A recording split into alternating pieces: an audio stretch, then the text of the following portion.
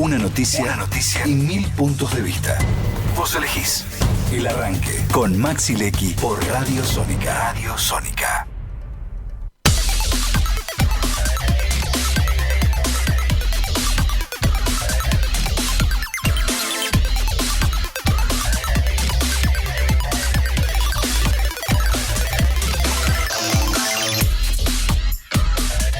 Bueno, son las 11:20 de la mañana en la República Argentina. Estamos con 25 grados de temperatura en la Ciudad Autónoma de Buenos Aires, desde donde están los estudios del streaming de Sónica, aquí sobre la avenida Callao.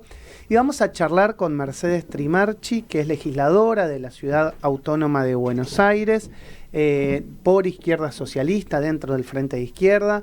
Y bueno, vamos a conversar de los temas de la ciudad y también los de agenda nacional, porque hay mucho para charlar. Y le agradezco porque se acercó aquí a la radio.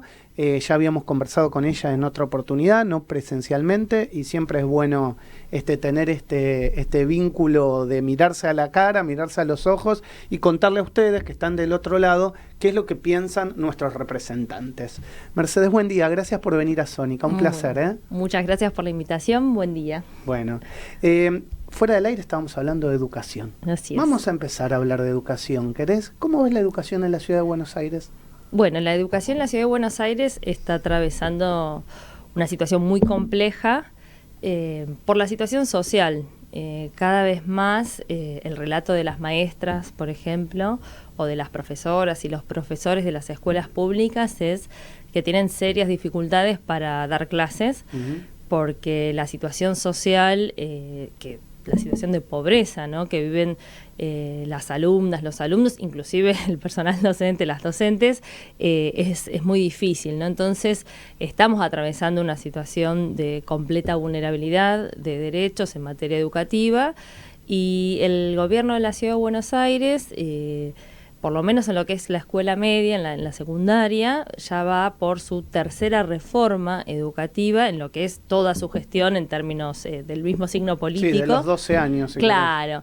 Y ahora están con una nueva reforma para la escuela media que se llama Buenos Aires Aprende, que sintéticamente lo que se proponen es para dejar materias troncales como lengua, matemática, idioma, y después lo que es biología, química, física o geografía, historia, o sea, esas materias unificarlas y armar una especie de laboratorios de ciencias naturales por un lado, ciencias sociales por el otro, y ahí se perdería la especificidad de las asignaturas, lo cual es complejo porque se pierde contenido. Además de que eso busca reducir casi en un 40% la POF, ¿no?, la planta funcional de profesoras y de profesores, que bueno, que también es un atentado no solo a la educación de las chicas y de los chicos, sino también un atentado para la fuente laboral de los docentes y las docentes. Entonces, esta reforma es bastante compleja, es problemática, y ya en la Ciudad de Buenos Aires hubo más de 100 rechazos de escuelas públicas, porque sería para el año que viene. Todo esto es una política del Ejecutivo, esto no está pasando por la legislatura porque decidieron que esto no se discuta en la legislatura, muy a pesar que desde el Frente de Izquierda hemos pedido informes, citas a la ministra de Educación para que venga a dar explicaciones. Se negaron a dar estas explicaciones, y esto se está aplicando de hecho con una serie de, ellos dicen, bueno, escuelas piloto, ¿no? Entonces van a las escuelas a decir, bueno, ustedes quieren, no quieren, a negociar incluso beneficios de esta supuesta reforma, pero ya más de 100 escuelas públicas rechazaron, ¿sí?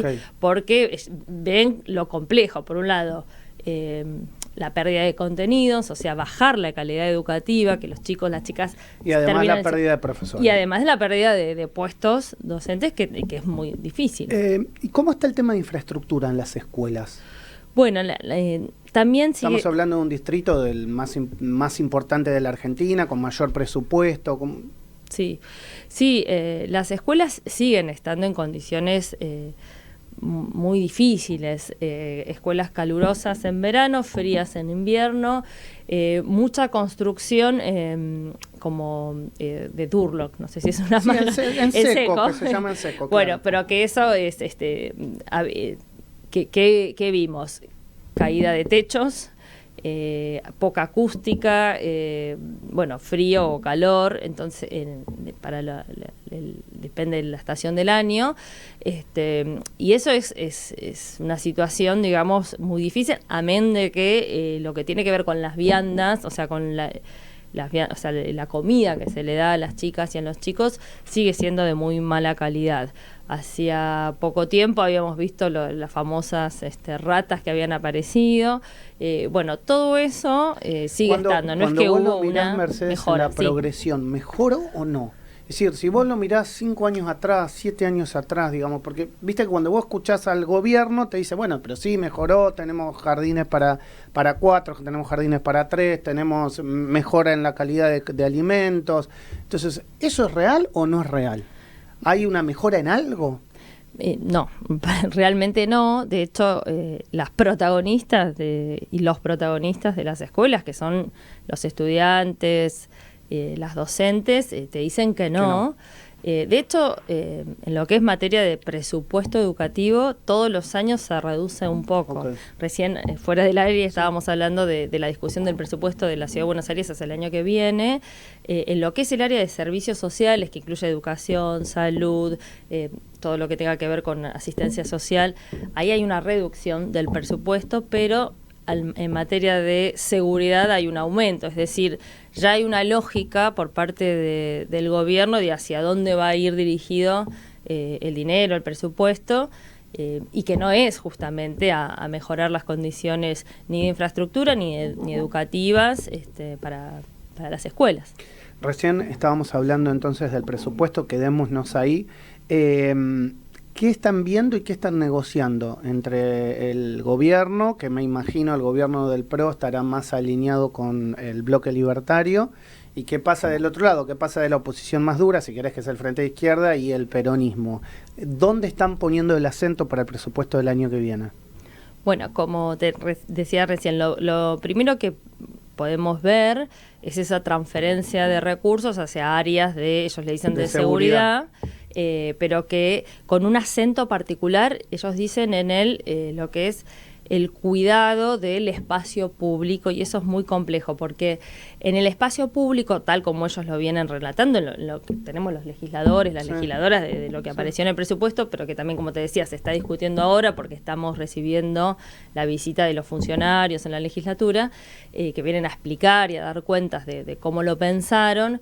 Ahí lo que aparece con fuerza es esto de del cuidado, de la limpieza del espacio público, y ahí entra mayor seguridad para lo que ellos consideran que son eventos masivos, deportivos o no. Entonces ahí nosotros ya estamos planteando una alerta en relación, por ejemplo, a las movilizaciones. Porque ahí tenés las movilizaciones. Exactamente. Entonces, ahí hay una alerta en las movilizaciones, que esto es en sintonía con lo que pasa a nivel nacional, con el protocolo de Burrich y la cantidad de recursos que se invierten a la hora de poner personal represivo para las movilizaciones. Vos sabés que a mí ahí me hace algo mucho ruido, que estaría bueno que en algún momento lo podamos, digamos, como plantear socialmente, que es qué pasa con la mayor cantidad de cámaras de seguridad que hoy tenemos en la ciudad de Buenos Aires por parte del gobierno, qué pasa con la filmación de las marchas, las caras que empiezan a tener reconocimiento facial en todos lados, y digamos una legislación propia para cómo se hace con eso, qué se hace con eso, y éticamente hacia dónde va, porque digamos, acá vos tenés una posibilidad concreta de que el gobierno vaya haciendo, el gobierno o cualquiera que venga, ¿no? Que vaya haciendo, bueno, esta persona fue a 3 o 4 marchas, fue a 3 o 4 cosas, bueno, a ver, enmarquémosla acá, digamos, no hay como una cuestión ética y legal frente a qué se hace con estas cuestiones de inversión en seguridad y de alojamiento de la información sobre nosotros, ¿no? Sí, totalmente, porque ni hablar que hay como... Hay un vacío legal ahí. Sí, hay un vacío legal, pero además hay un dispositivo de control social, claramente, digo, con cada vez mayores, más cámaras. Pero vos fijate esto que decías, que me parece muy importante, lo de la ética o no. ¿Se acuerdan cuando en el marco de la discusión de la ley Bases, que estaba el móvil de Cadena 3, sí, ¿no? Que sí, fue exacto, el auto? Exacto. Bueno, acá de repente, claro, o sea, lleno de cámaras, lleno de policías, hubo personas que incendiaron ninguna de las personas que incendiaron ese vehículo estuvieron detenidos. De hecho, las 30 personas que se llevó la policía, que estuvieron varios días detenidas, eran estudiantes, laburantes, gente que había ido a manifestarse pacíficamente contra la ley bases por lo que significaba en materia de derechos. Ahora, esos infiltrados que aparecieron, que incendiaron, nunca se supo nada. Entonces, también hay que pensar, ellos tienen información, tienen tienen todo, ahora ¿para qué lo utilizan? ¿No? Lo mismo cuando se difundió ese video falso de la niña gaseada. ¿Se acuerdan que había todo un relato acerca de fueron los propios manifestantes los que... Y después apareció el video y se terminó demostrando que no era exactamente, así. Entonces también, o sea, hay un montón de dispositivos tecnológicos que está bien que existan en términos de el desarrollo de la tecnología. Ahora, el manejo de esos dispositivos está muy sesgado. Está re bien que existan, el tema es cómo lo regulás vos para que eso no sea una cuestión de tener información permanente, de juntarla y después, una vez que la juntás, ¿para qué? O sea, ¿qué haces con esa información? ¿Cuánto tiempo la podés tener? ¿Es sistematizar a la gente? ¿Es encuadrar a la gente en algún tipo de, no sé, bueno, mire, este es de este partido político, hay que tener cuidado con esto? Y digamos, depende del gobierno que venga después, puede utilizar eso para otra cosa. Imaginémonos esta información acumulada con una dictadura como la que tuvimos en el 70. Sí, totalmente. O sea, ¿para qué serviría? Sí, sí. Para hacer desaparecer personas, sí, claramente. Sí, la Entonces, estigmatización y la criminalización, que pueden ser como políticas pero quiero, que van para este lado. Quiero decirlo, sí. O sea, no lo estoy diciendo que ellos lo hagan, pero estoy diciendo hay que prever que puede pasar. Totalmente. Sí, sí, sí. Por eso te decía que el uso, eso es información, el uso que se haga con esa información exacto. Se puede tergiversar para un lado o para el otro, y que tiene que ver para mí con una construcción de la estigmatización por un lado de los luchadores, las luchadoras sociales, porque ir a manifestarse, a peticionar pacíficamente a una movilización es un derecho que tenemos amparado por la Constitución. Exacto. Y además hasta es traición en nuestro país. Digo, no sé, Argentina salió campeón y llenamos el obelisco. O sea, está como nuestra forma de ser como ciudadanos, ciudadanas, pero además esto me parece importante porque los trabajadores, las trabajadoras, lo único que tenemos para poder reclamar por nuestros derechos es la posibilidad de manifestarnos, ¿no? Entonces, si esto empieza a ser utilizado para cercionar ese derecho que tenemos constitucional a manifestar, es un problema político muy grave, y que este gobierno, a través del protocolo de Bullrich, a través de la represión que, digamos, en las movilizaciones, mientras se debatía la ley bases, lo vimos muy fuertemente, amedrentamiento, ¿no? Esto de meter miedo para que no vayas a las movilizaciones, es una política de este gobierno, que es un ultraderechista, ¿no? Que vino justamente a quitar todos nuestros derechos. Y entonces, bueno, ahí hay que poner el acento, el foco, porque efectivamente hay que discutir. Te cambio un poquito a nivel nacional, pero tomo algo de lo que vos dijiste. Este gobierno vino a quitar ciertos derechos. Estamos hablando seguramente, o estás hablando del gobierno de Milei. Sí. La gente no lo sabía. Entonces, la gente que votó y por qué votó y para qué votó. Sí, yo creo que... Es un análisis. Sí, hacer, sí, ¿no? es un súper válido el análisis, porque Milei tuvo un discurso ligado al cambio, ligado a, es verdad, el gobierno peronista anterior prometió llenar la heladera y no lo hizo, más bien aumentó los índices de pobreza. Milei asume o promete aplicar un ajuste, pero hacia la casta, pero bueno, ya en los primeros meses de gobierno sabemos que más bien no fue para la casta política y económica y empresarial es quien más se está beneficiando, digo, los Galperín, la familia Caputo con Mirgor en el sur, y ajustó la educación pública, la salud, ¿no? Entonces son incluso áreas muy sensibles, la cultura, Entonces, yo creo que mintió, sin duda, porque en su campaña política, porque lo que está haciendo es un ajuste brutal al conjunto de la clase trabajadora. ¿Ves arrepentidos ahí en las marchas? Sí, la sí. gente te lo dice, che, la verdad que me arrepiento. Sí, totalmente, porque además es qué sé yo, por ejemplo, ahora estamos con el conflicto universitario, ¿no? Sí.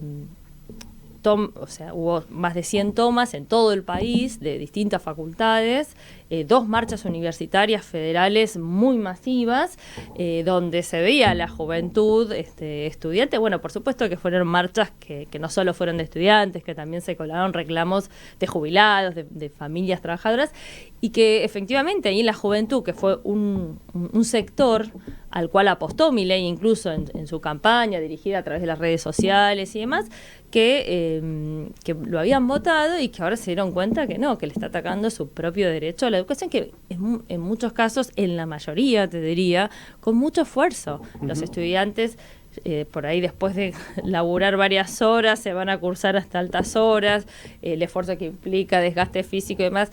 Entonces yo creo que sí, que efectivamente hay arrepentidos, pero yo creo que, y en esto sí es un punto para el Frente de Izquierda que me parece que es importante remarcarlo, y hablarle también a esa juventud o a las trabajadoras y trabajadores que quizás o votaron a Milei o están desencantados con el peronismo y más, que no es que tenés que elegir entre estas dos opciones que ya gobernaron y gobernaron siempre contra los derechos de las trabajadoras y de los trabajadores. Desde el Frente de Izquierda tenemos una posición completamente distinta, amén de que nunca gobernamos, pero que sí que tiene que ver con dónde podemos poner el foco y a dónde tiene que ir la plata justamente para resolver los problemas que tenemos en nuestro país, que son gravísimos. Pero eso es re interesante, porque hoy en la editorial yo comentaba 10 meses de superávit fiscal.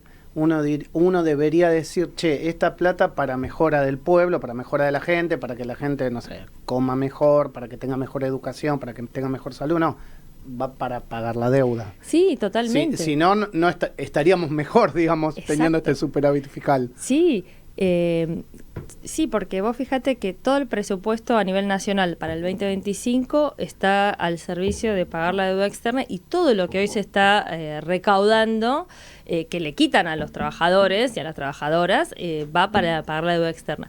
Lo cual, esa es una sangría y es un karma que tenemos en nuestro país, que tiene que ver con cómo todos los gobiernos han destinado los recursos que son propios, los recursos que generamos los laburantes, hacia los distintos organismos financieros de la deuda. Entonces, ahí hay un punto que retomo lo del Frente de Izquierda, que me parece que es sumamente importante, porque a nosotros nos dicen, bueno, pero eso no puede ser, o las deudas hay que pagar. Sí, está bien, las deudas, digo, si yo le pido plata a una amiga, se la tengo que devolver. Ahora, las estafas, que es lo que estamos persiguiendo, eso no lo tenemos que pagar, y mucho menos los trabajadores y las trabajadoras. Mercedes, parece algo obvio. Yo siempre digo que lo obvio hay que decirlo, pues, porque en Argentina si no todo pasa. Pero, digamos, los mismos tomadores de la deuda son los que hoy están tratando de repagarla, decir Caputo, Sturzenegger, pero a su vez cuando Macri tomó la deuda, no le preguntó al pueblo argentino si quería tener o tomar esa deuda y para qué. O sea, después de muchos años el Congreso terminó convalidándola, exacto, pero no le preguntaron a la gente. Sí, si no, yo estoy seguro que la gente hubiese dicho que no. Sí, exacto, porque vos fíjate que... Y no nos olvidemos de los fallos judiciales previos, como el caso Olmo. Exacto, justo te iba a citar eso, porque claro, en la dictadura los privados tomaron deuda, gobierno inconstitucional, gobierno de facto, después la estatizan, es decir, toda esa deuda que se la fugaron, que hicieron sus negocios los privados, pasó al pueblo argentino. Estuvo el fallo Olmos, en el cual saltó que eso era una estafa y que no había que pagar, y sin embargo, gobierno tras gobierno eligió seguir convalidando esa estafa, mismo con las votaciones en el Congreso. Entonces, en ese sentido, el Frente, yo soy de Izquierda Socialista, uno de los partidos integrantes del Frente de Izquierda, tenemos como muy en claro que ahí es un foco donde hay que poner el foco ahí, porque es la guita, la plata que se está llevando afuera. Son cosas obvias, pero viste que a veces las cosas claro, obvias hay que porque del otro lado tenés una campaña muy fuerte, ¿no? De que no, las deudas hay que pagar, o que los Y la verdad cuando la tomás vos, cuando la firmás vos, claro, si vos no la firmás. O sea, dígame yo digo, cualquier laburante, ¿no? ¿Quién, o sea, con qué me beneficio? No, los que se beneficiaron son esos empresarios, amigos del poder. Entonces, no hubo consultas. Entonces, bueno, me parece que es importante poner el foco porque si no, una especie de eslogan, ¿no? No hay plata, que tanto dice Milei, hay que demostrar que es mentira, porque plata hay, solo que se la están llevando afuera o la están juntando para pagar la deuda. Y sabés que la última para charlar, pero que me parece interesante porque es una diferenciación muy grande con el gobierno actual, sobre todo que tiene la izquierda, es el tema de los recursos naturales y cambio climático y bueno, el hablar de digamos, algo que le interesa a los jóvenes. Pero que bueno, desde el gobierno no es que no se habla, sino que directamente no se le pone el acento o el foco. ¿Cuál es la diferencia del Frente de Izquierda frente a los libertarios en este punto? Sí, bueno, en primer lugar que el gobierno de Milei es negacionista del cambio climático. Ellos dicen que es mentira directamente, que no es así.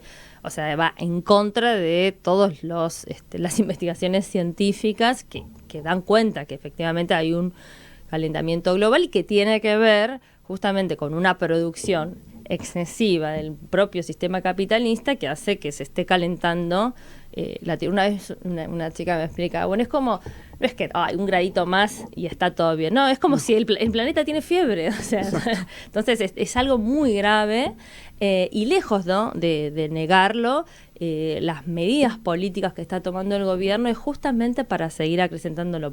Antes charlábamos acerca de el RIGI, ¿no?, este régimen especial de incentivos para los inversionistas que vengan de afuera, que exclusivamente es para que se lleven el litio. Claro, y ese RIGI es muy grave porque le dan como una concesión de 30 años en determinado recurso, y las empresas multinacionales no tienen ni obligación de contratar personal nacional ni las máquinas de aquí, y después de los 3 años ya ni siquiera tienen la obligación de las divisas dejarlas en Argentina, es decir, es una entrega total hacia las multinacionales para que vengan, extraigan los bienes comunes naturales, dejen el territorio completamente contaminado, se lleven toda la guita afuera y después no tienen ninguna obligación de nada. Es más, si hubiera algún litigio, que de hecho lo hay porque los accidentes, los derrames ocurren, ni siquiera van a los tribunales internacionales, y Argentina tiene récord en perder juicios. Entonces es muy grave lo que está sucediendo en materia del cuidado ambiental. Entonces, bueno, es importante la organización que estemos dando, no sé, mi partido pertenece a la coordinadora Basta de Falsas Soluciones, a la campaña plurinacional No al RIGI, es decir, que en distintas provincias estamos activando con luchadores sociales contra, ¿no?, esta política de extractivismo y de saqueo ambiental que es en destrucción del ambiente, de las zonas, pero también en contra nuestra, ¿no?, de los trabajadores que habitamos cada una de estas zonas. Mercedes, gracias por estos minutos aquí con el streaming de Sónica, un placer y bueno, espero que no sea la última vez, seguramente nos vamos a reencontrar. Dale, bueno, muchas gracias por la invitación. Mercedes Trimarchi es legisladora de la ciudad de Buenos Aires por Izquierda Socialista dentro del Frente de Izquierda y pasó por la mañana del arranque. Estás escuchando El Arranque. Programa nominado a los Martín Fierro Digital 2022.